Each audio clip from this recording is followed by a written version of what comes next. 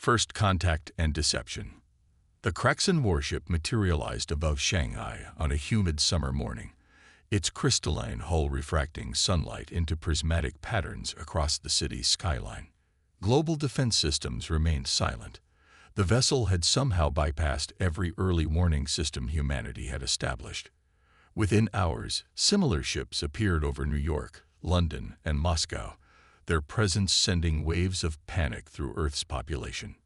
Admiral Sarah Chen stood in the United Nations Emergency Council chamber, her weathered face betraying none of the concern she felt as she watched the alien delegation approach. The Kraxan ambassador, who called himself First Speaker Vasral, moved with an unsettling grace that seemed almost predatory. His silver-scaled skin caught the light as he bowed before the assembled world leaders. "We bring greetings from the Kraxan Empire," Vasral announced, his translator converting his crystalline voice into perfect English. "We have watched your species with great interest and believe you are ready to join the galactic community." But something in the way he said "ready" made Chen's combat instincts flare. 25 years commanding Earth's Pacific Fleet had taught her to recognize predatory behavior, and everything about these aliens screamed danger. The gifts came next: miracle cures for diseases, clean energy systems, and faster-than-light drive schematics. Each offering seemed more generous than the last. World leaders celebrated as stock markets soared and diseases vanished. But Chen noticed the pattern. Every gift required Kraxan oversight. Every technology needed their engineers to install and maintain. In her secure facility beneath Mount Fuji, Chen compiled the evidence. The Kraxan never mentioned other spacefaring races. Their technology packages were carefully crafted to create dependency. Their ships always maintained positions that could become attack vectors with minimal repositioning. "They're not here to help us," Chen told the secret meeting of Earth's military leadership. "They're preparing us for conquest." She played recordings of Kraxan communications intercepted by her team. Fragments that revealed a pattern of similar peaceful contact scenarios with other worlds, all ending in those civilizations becoming vassals of the Empire. President Torres made the crucial decision. "We accept your generous offers," she told the Kraxan delegation the next day. "Earth would be honored to learn from your wisdom." The alien satisfaction was almost palpable as they expanded their presence, establishing bases and cultural exchange centers across the planet. But beneath the surface, humanity was far from submissive. In hidden facilities across the globe, scientists worked furiously to understand and improve upon Kraxan technology. Chen's team discovered that the aliens' crystalline tech responded to specific frequency patterns, a weakness they could exploit. Military forces trained in secret, incorporating new technologies into their strategies while maintaining a facade of minimal capability.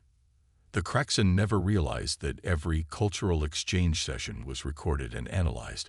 Every piece of technology they installed was secretly scanned and studied.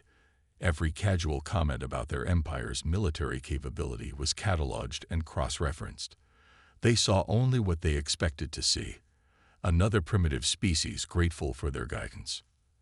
As Chen watched another Kraxan ship land at the Shanghai Friendship Port, she allowed herself a grim smile. "Let them think we're docile," she thought. "Let them believe their deception is working.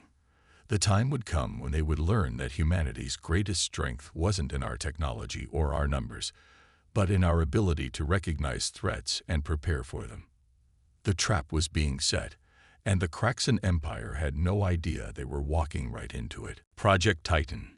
Deep beneath the red sands of Mars, humanity's answer to the Kraxan threat took shape. The sprawling underground facility, designated Project Titan, stretched for kilometers through carefully carved tunnels, its existence hidden from the aliens' orbital sensors by a combination of natural magnetic interference and human ingenuity.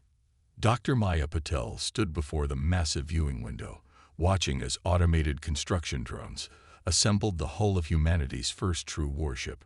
Unlike the elegant crystalline designs of Kraxan vessels, the Titan was built for war. Its angular, dark hull absorbed rather than reflected light. its shape inspired by Earth's deep-sea predators rather than alien aesthetics. Status report. She called out to her team of international scientists and engineers. Each had been chosen not just for their brilliance, but for their ability to think beyond conventional boundaries.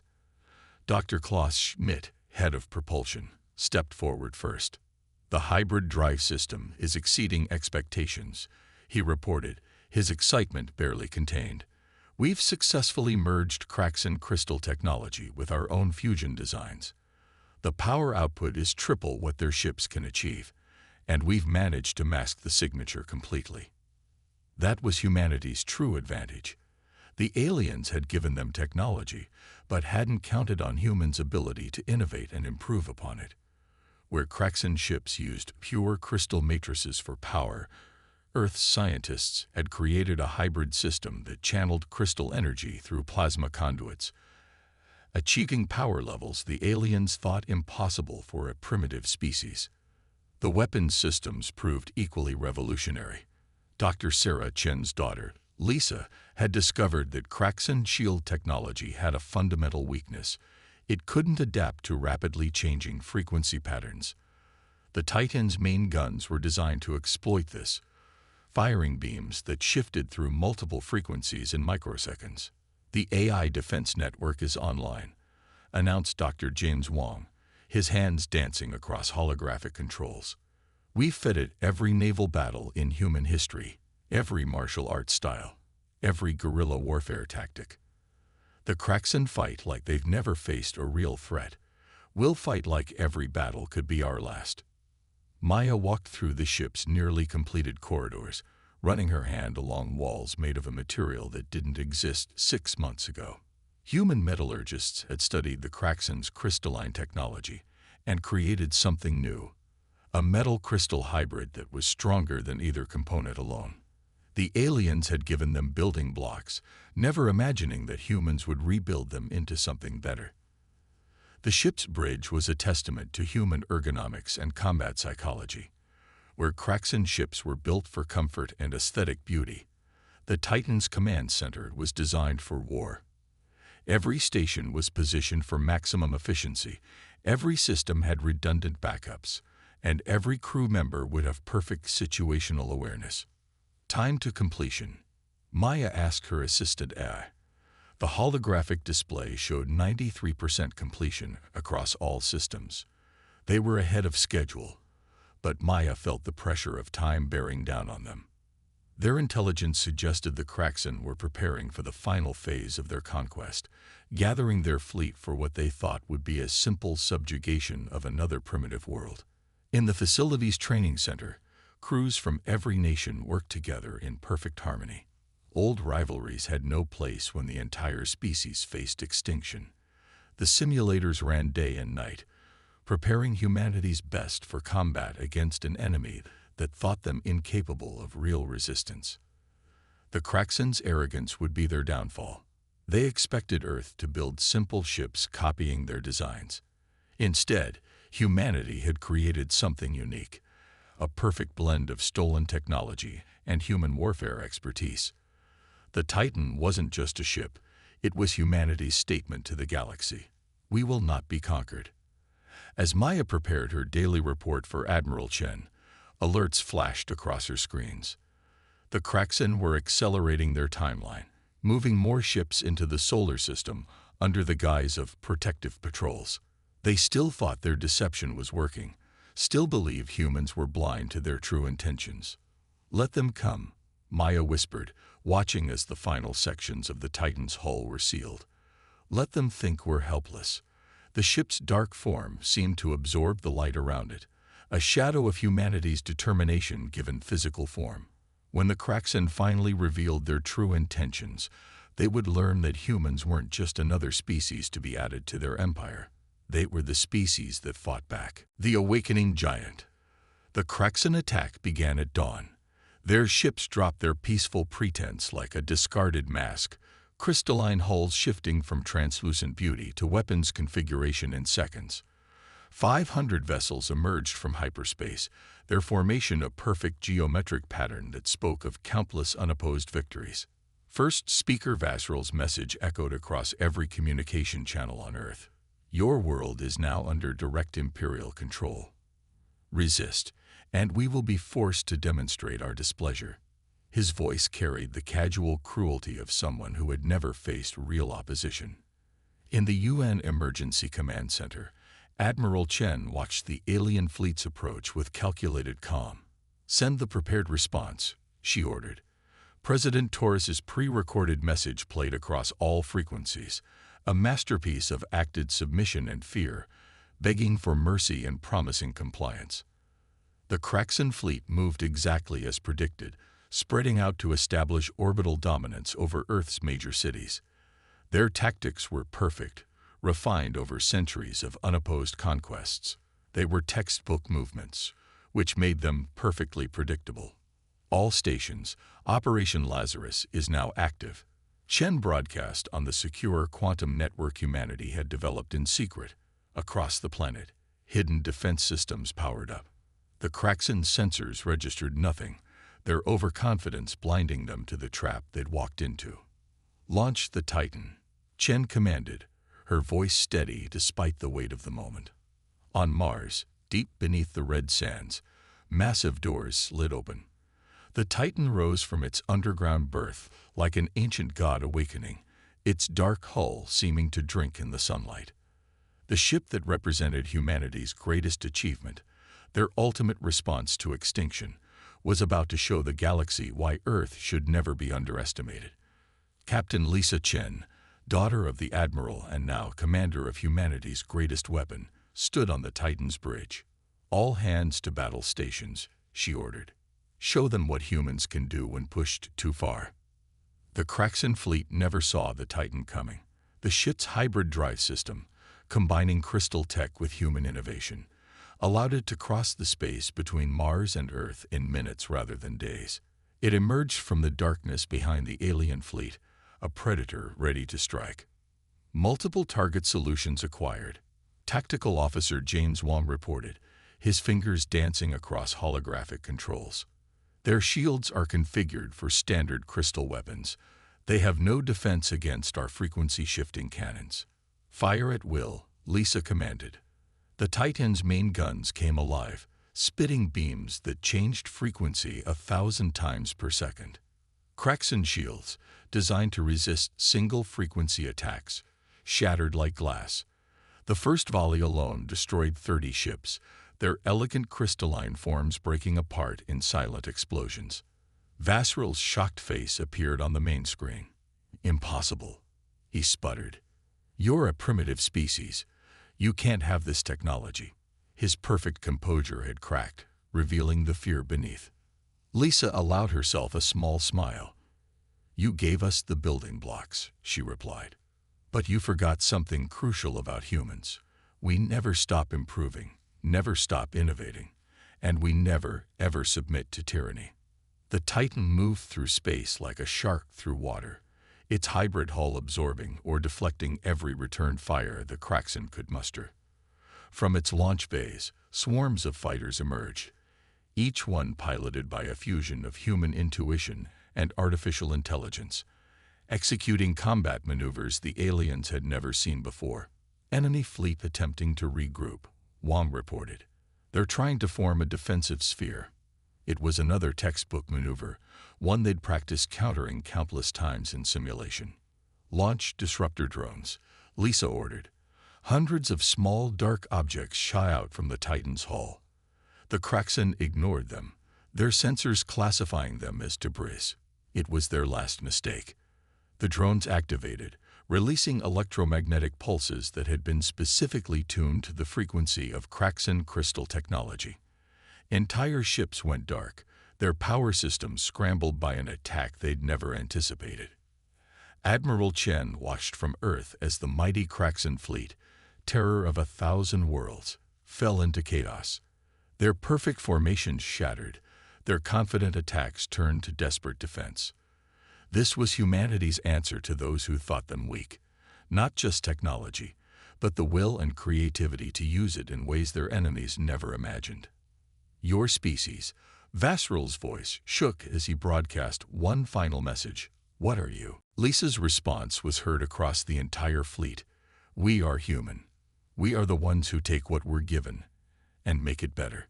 We are the ones who learn from every challenge, grow stronger from every setback. And today, we are the ones who teach the galaxy that Earth is not your prey. We are your worst nightmare. Turning the tide. The Kraxan Empire wasn't used to losing.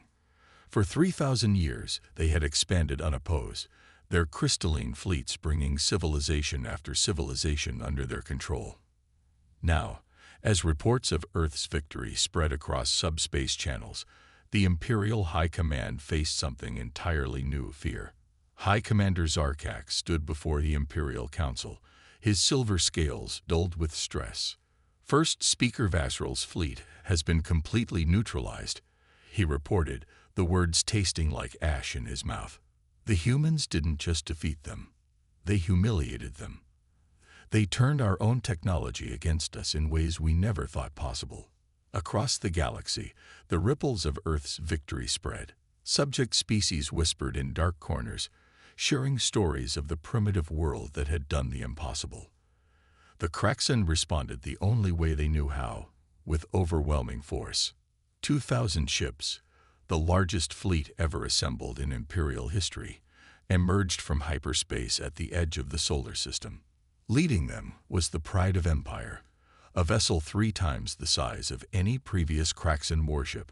High Commander Zarkak stood on its bridge, confident that sheer numbers would overwhelm these upstart humans. But Earth was ready. The month since their first victory hadn't been spent in celebration. Admiral Chen's voice echoed across secure channels. Operation Phoenix is now active. Show them what humanity does when we're truly challenged. From hidden bases across the solar system, humanity's response emerged. Not one ship, but a fleet. While the Titan had been their prototype, humanity had been building more. Each vessel represented an improvement on the original design, incorporating lessons learned from their first victory. Captain Lisa Chen, now fleet commander, stood on the Titan's bridge. Around her ship, 30 vessels of similar design moved into formation. They were joined by hundreds of smaller craft, each one a testament to human innovation. Some were visible to sensors, others completely masked. Some appeared to be warships but were actually carrier vessels, while others looked harmless but packed devastating firepower. The Kraxan expect us to fight like them, Lisa broadcast to her fleet. Perfect formations, predictable tactics. Let's show them how humans wage war. The battle that followed would be studied for centuries. The Kraxan fleet, despite its massive size advantage, found itself facing an enemy that refused to follow any conventional rule of space combat. Human ships moved in seemingly chaotic patterns that actually masked complex strategic maneuvers. When the Kraxan adapted to one tactic, the humans switched to another. They're using ionic storms as cover.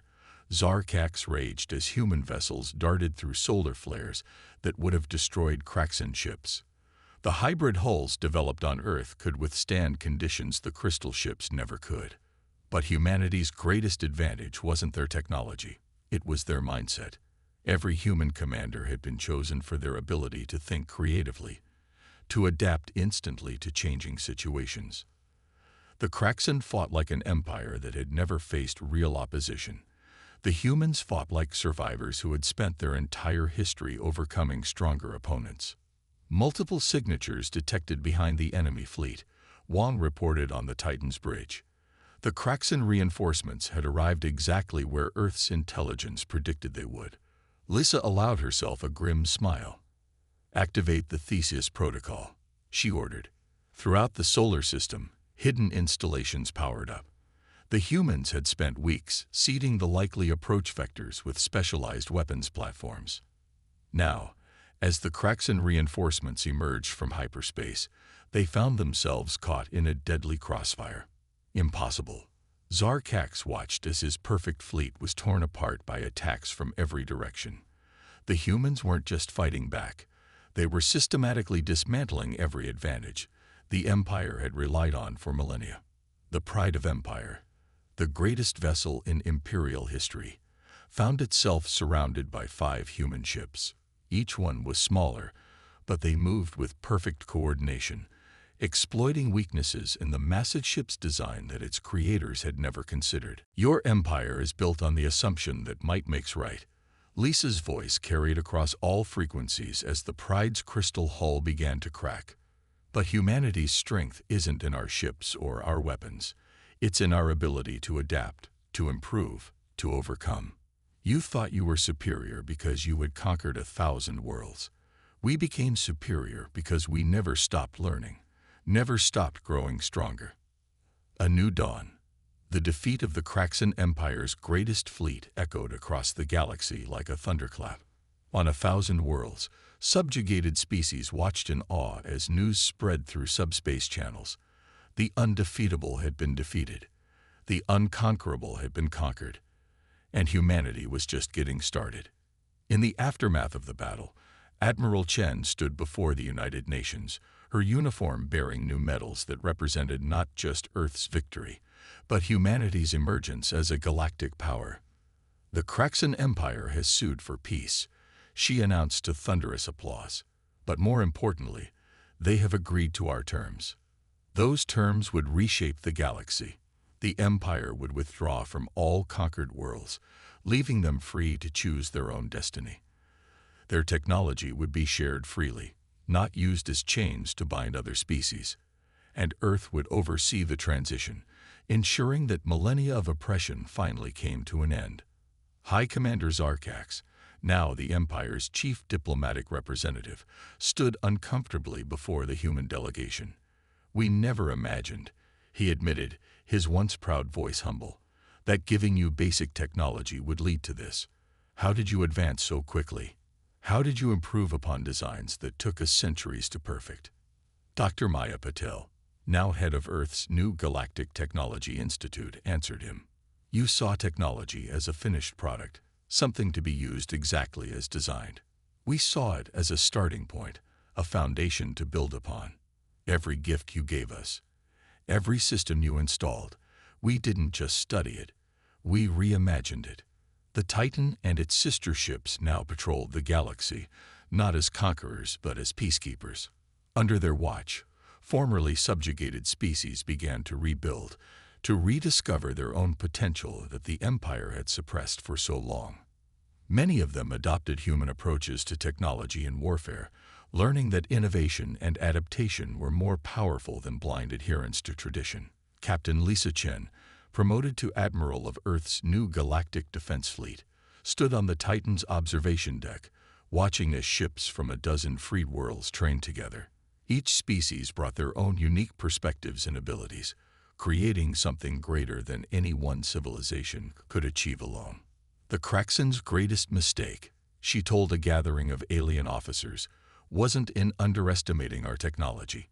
It was in underestimating the human spirit. We don't just adapt to challenges, we thrive on them. We don't just overcome obstacles, we learn from them. And most importantly, we don't seek to dominate others, we seek to lift them up alongside us. On Earth, the changes were equally profound. The knowledge gained from reverse engineering and improving Kraxan technology led to unprecedented advances in every field. Diseases once thought incurable vanished. Clean energy powered every home. Poverty and scarcity became memories as replicator technology, refined and improved by human engineers, transformed the economy. But perhaps the greatest change was in humanity's perspective. Looking out at the stars no longer brought fear of what might be waiting in the darkness. Instead, it brought excitement about what new challenges, new opportunities, and new friendships might be found there. We stand at a crossroads. President Torres addressed the first meeting of the new Galactic Council, where representatives from Earth sat alongside delegates from newly freed worlds. The age of empire is over. The age of cooperation and mutual growth has begun. Earth pledges its strength not to conquer, but to protect. Not to suppress, but to elevate.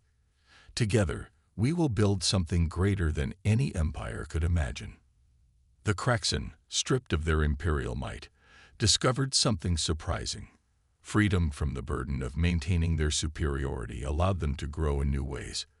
Their crystalline technology, combined with human innovation, led to creations neither species could have achieved alone. Admiral Chen, watching a sunset from her office in the new Galactic Defense Headquarters, reflected on how far humanity had come. From a seemingly primitive species awaiting conquest, they had emerged as leaders of a new galactic age. Not through dominance, but through the very qualities the Craxan had dismissed: creativity, adaptability, and an unwavering determination to forge a better future. They thought they were teaching us about the galaxy, she mused, watching as ships from a dozen worlds moved in harmony through the evening sky. Instead, we taught them about themselves, about what's possible when you never stop questioning, never stop improving, and never forget that true strength lies not in conquering others, but in lifting them up beside you. The stars shone brighter now, each one a reminder that humanity's greatest adventure was just beginning. The galaxy had trembled when Earth's battleship brought doom to an empire, but it would flourish under the guidance of a species that had learned the greatest power lies not in the strength to conquer, but in the wisdom to unite.